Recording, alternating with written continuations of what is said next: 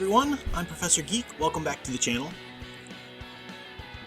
I wanted to make a tribute video about Kevin Conroy. Can't let that go without paying homage to the man and his memory and everything he left.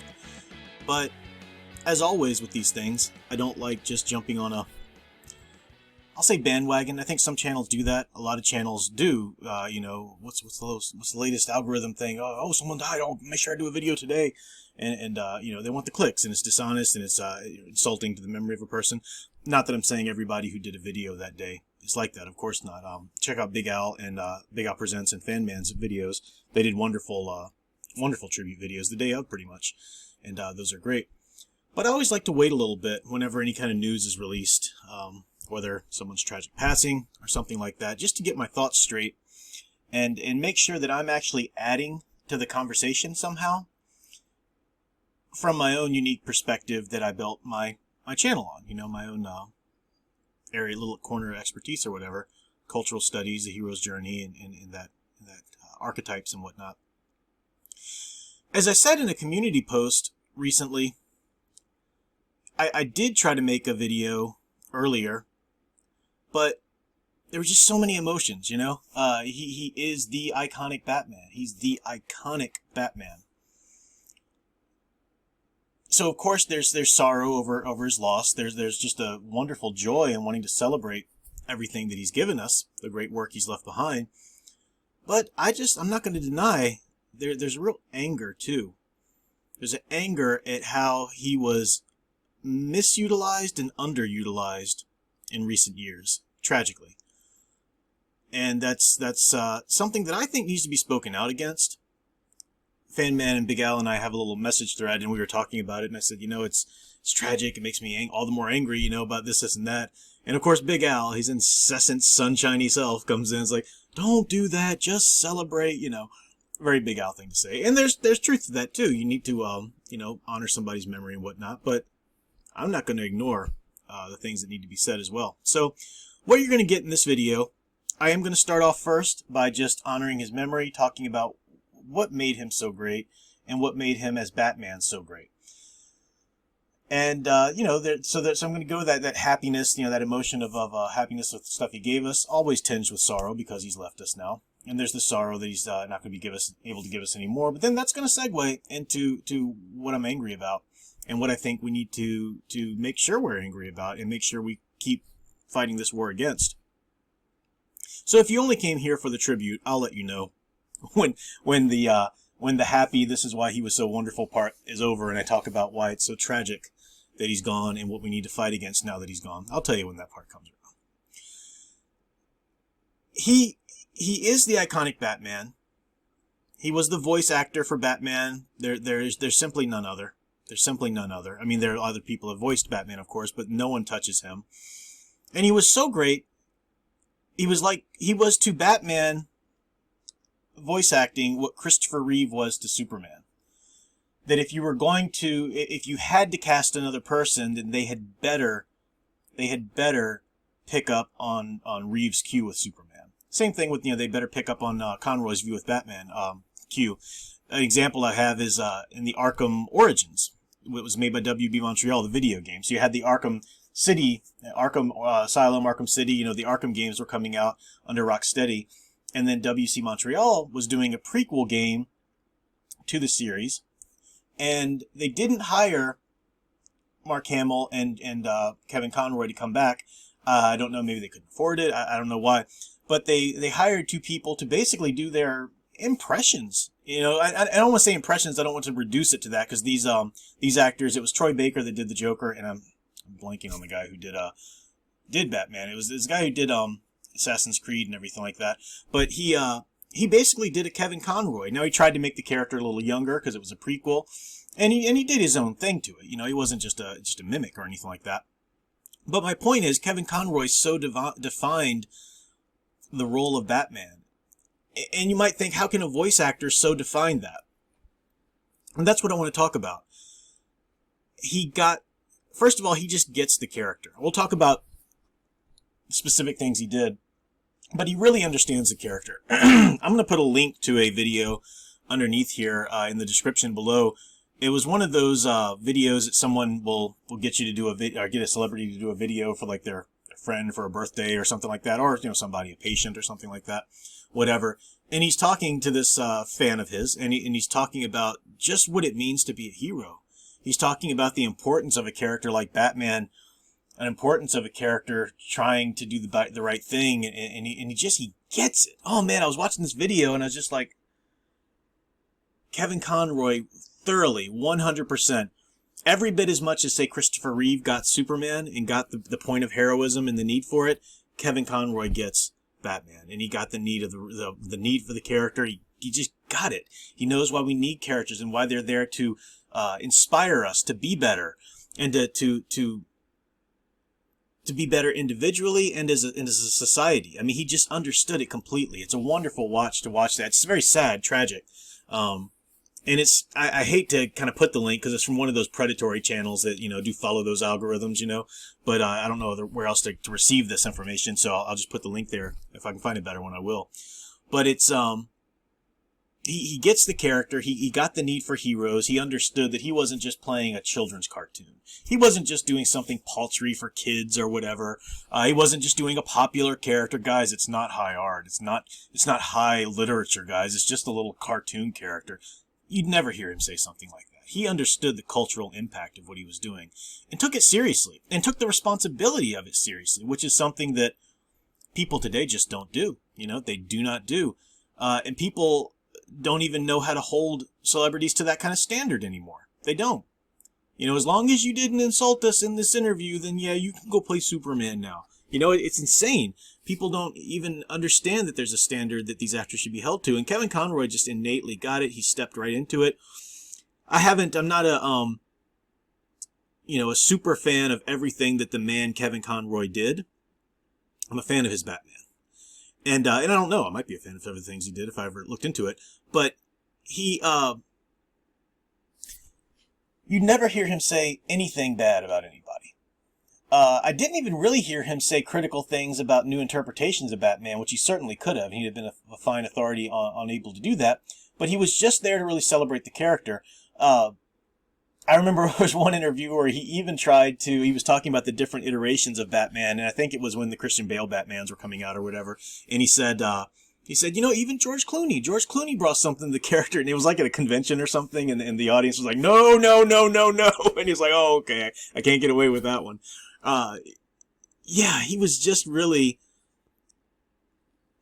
Christopher Reeve levels, He showed us that Christopher Reeve wasn't just a flash in the pan, a once in a lifetime kind of person. That Kevin Conroy came along as a voice actor and nailed this part.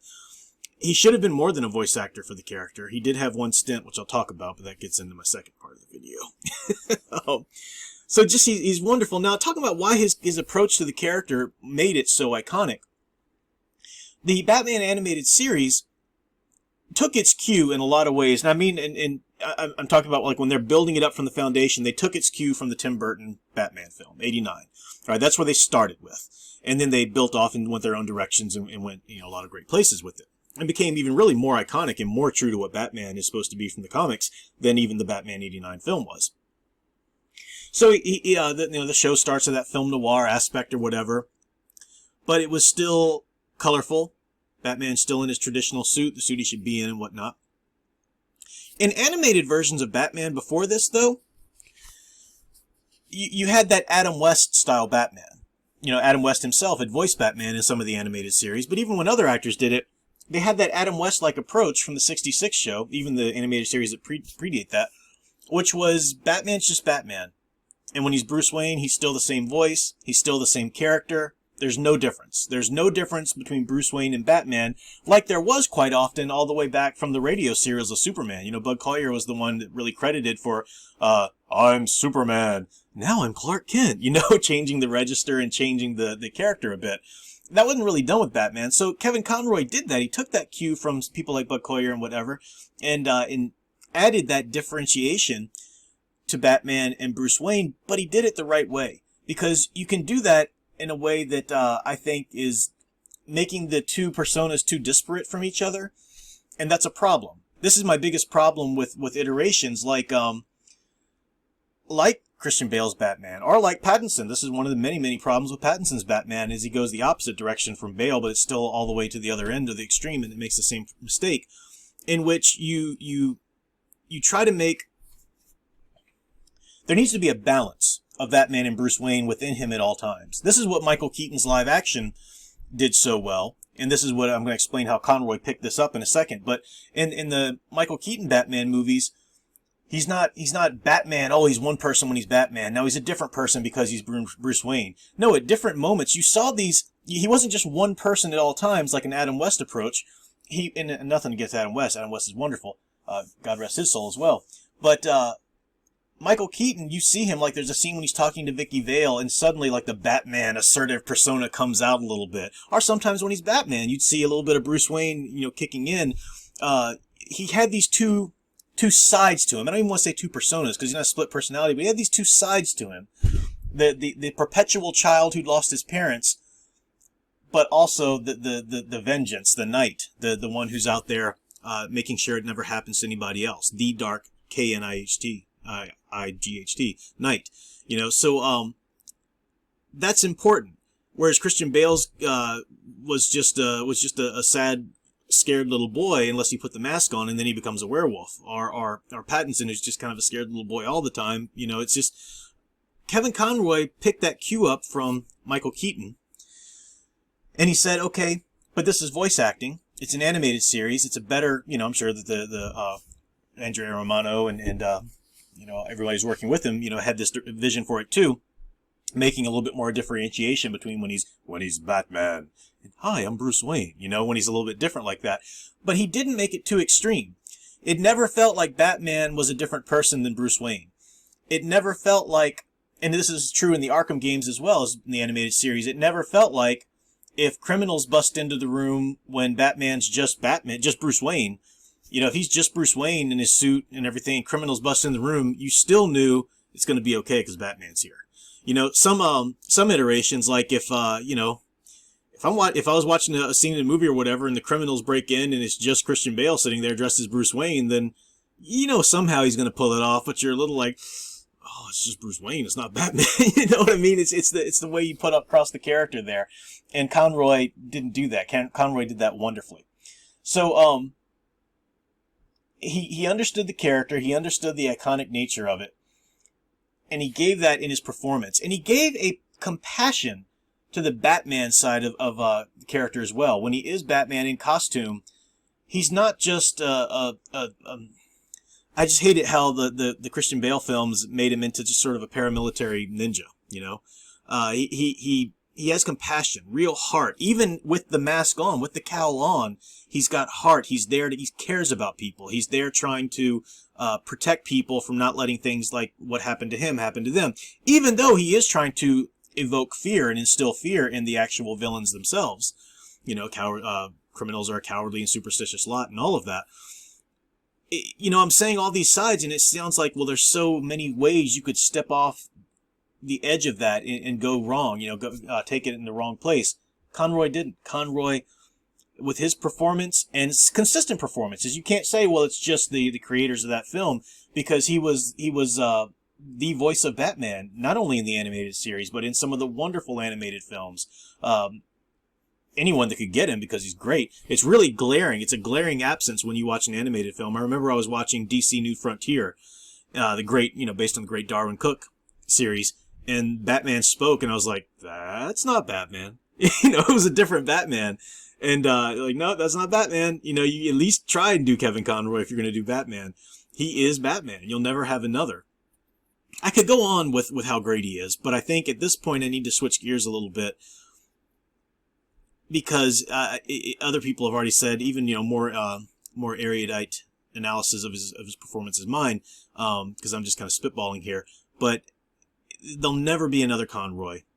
His persona, his personality, his care, his everything that he brought from himself to the character, we just won't have that anymore. And he defined the role, absolutely defined it. And those kinds of actors are important. They leave their mark on the characters long after they're gone. And that mark stays, and it needs to stay. We need to make sure it stays, and we need to fight for that. We need to fight for it because it might seem now that, everybody's outpouring all this love for Kevin Conroy, you might think, no one's ever going to go against this. They're already poised. They're already waiting in the wings to fundamentally change the character now that one more iconic stalwart, guardian of the character's gone. They've been working on it. And who I'm talking about I'm talking about that, we are in a culture war with ideologues. You can call them SJW, you can call them whatever, but there's this extreme, and I'm not talking about people from a certain political party or that political party, I'm talking about this extreme progressive ideology that's out to remake culture from the ground up. It's not there to just progress forward and to make things better. It's there to tear down what you already have. It's got to root out your foundation and the structure so they can replace it with whatever they want. And we see this. This is the deconstruction. And the ideologues hate it when you point this out. They hate it when you talk about the fact that this is a culture war. This is what, the ideology of progressivism really does. They hate it. They'll try to ridicule you. They'll try to angrily shout you down. They want to silence people who do this.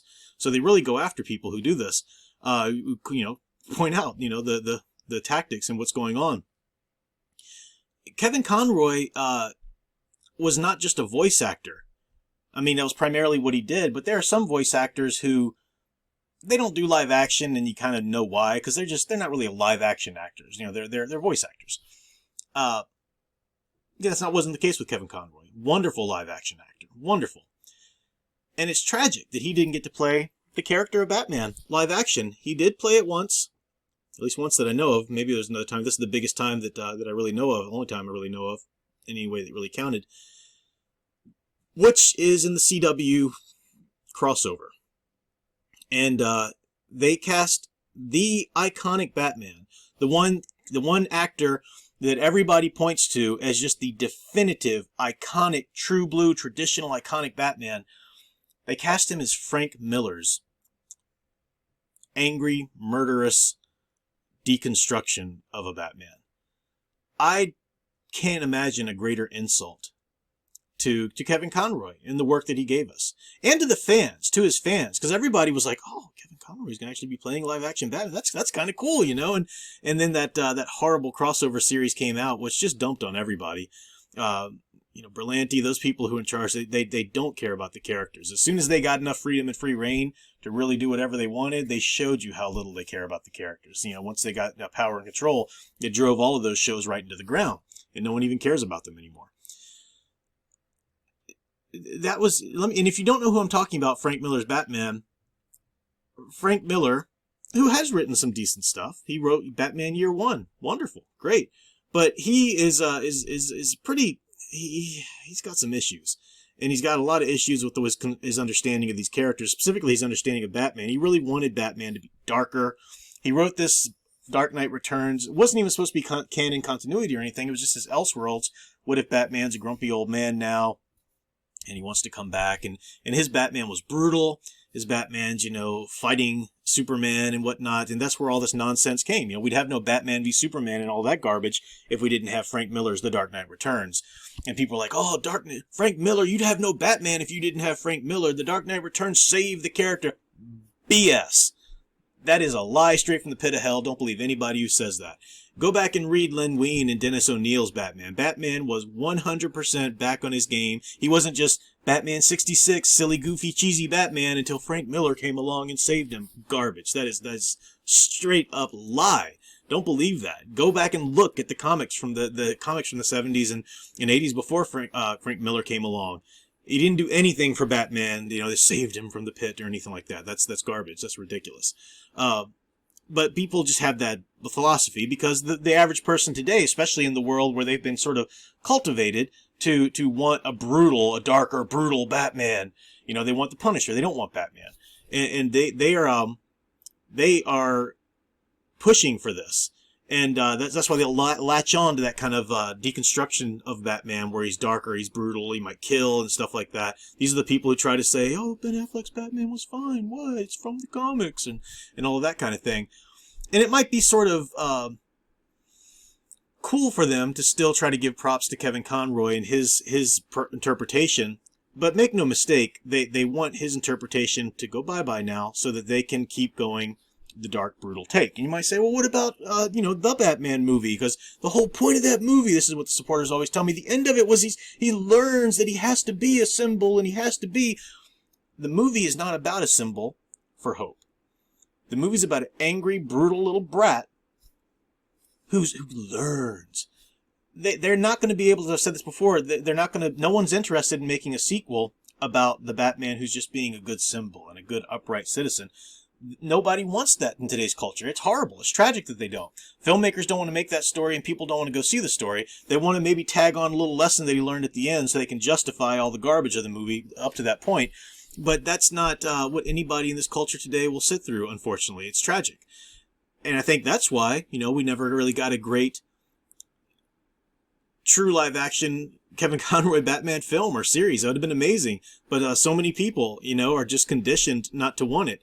With his name attached to it, I think it could have been great. And this is the thing. I think he was underutilized and misutilized in his recent years. He should have been giving us... he should have been allowed to portray the character in ways that could really save the character in the popular mindset. Batman's not the Punisher. Batman is not demented. He's not insane. He's got his flaws. He's a human. He's got his flaws like anybody else. But he chooses heroism. He chooses to go out and fight for others, not for himself. He's not doing what he does as a way to just appease his own anger. No, he's selfless. Every time he puts that cowl on, he's being selfless and going out and fighting for others and standing against the darkness. Even if he has to put on the mask of darkness in order to do it in the context of Gotham City. Kevin Conroy understood that completely. Current day Batman writers, producers, whatever, don't understand that. And they're trying to deconstruct the character. And what I'll end on here is look at the whole Wakanda movie as an example of this. You never hear anybody, you won't hear anybody attached to the Wakanda movie say anything bad about Chadwick Boseman. Anything bad about him, because that's not cool. You can't say that. But make no mistake, the producers, the writers, they were thrilled to be able to write a movie about just a woman being the Black Panther, and it's just, they got this male out of the way. They celebrated that when it happened, of course, because he was a minority and everything like that. That's what really ticks me off about the Black Panther movie, too, and it's a little bit of a tangent, but that movie was wonderful, and it had nothing to do with the reasons the media was trying to say it was wonderful. It was wonderful because it was a good movie. It was a good hero's journey. The Black Panther was a great character, and Chadwick Boseman was a big part of that. Wonderful, hopeful film, and had nothing to do with the ideologies that people were trying to layer over top of it. But now, I don't think, I'm not saying the producers and writers are happy that Chad Boseman passed away tragically, but they're happy that they've got the chance now to just do, insert their own ideologies even more strongly into it. And it's, I think we're going to see that kind of same thing with Batman going forward now that no one can cast Kevin Conroy. Well, Kevin Conroy, he's not there. He's great. He's wonderful. We'll always be thankful to Kevin Conroy, but why can't Batman be, why can't he have some questionable sexuality? Or why can't Batman, what's to stop Batman from being a Latino? Latinx. That you're going to get that coming, that kind of nonsense coming. Or, even what's to stop Batman from being a tortured soul? What's to stop Batman, from being just barely a hair's breadth away from being admitted to Arkham Asylum himself, What's to stop him from being, maybe he's on medication, guys. Isn't that interesting? Wouldn't it be interesting to have a Batman who's on, psychotic medicine or whatever? It's coming. It's coming. It doesn't even sound outlandish anymore because people, this is the way they're going. And they're going this way because they want to tear down that which has come before. They want to tear down anything like an iconic true blue foundation, pillar of these characters. They don't want the archetypes there. They want to demolish it so then that you will listen to them and believe everything they say characters are, mythology is, stories are, so they can remake culture and remake society in that light. That's just how that works. And it's obvious to anybody with eyes to see. And so, no, it hasn't happened yet here. It's already started to happen with Batman in many ways, but what makes me angry, sad about Kevin Conroy's passing for everything he gave us that was wonderful, but sad that he's not going to be able to give it to us anymore, and sad that he wasn't allowed to give us how much more he could have if they'd let him. And sad looking into the future, knowing that just, business as usual. They're going to try and do this, and they're going to try to take this opportunity to shake up the character even more, change him up, make him more brutal, bring on more of the ideologies into it. It's and the true fans need to stand up, and the true fans need to say, no, we're going to stand with these wonderfully iconic portrayals, and even though these people are tragically gone and can no longer do these portrayals, we're going to keep their mark, we're going to keep their legacy, we're going to fight for it, and we're not going to let you just do whatever you want to with these characters because, well, things change, things progress. No, not at all. So, I could go on more, but like I said, I didn't do this video earlier because it's so much it's so tragic, his passing. He's way too young. And all these things are through my head right now. I feel like if I'd waited even longer, I could have made this video even more clearer and more organized. But it is what it is. It's out there now. So thanks for watching. I'll be back with more. Until next time, keep enjoying and digging deeper into the true blue hero stories you love. Thanks for watching.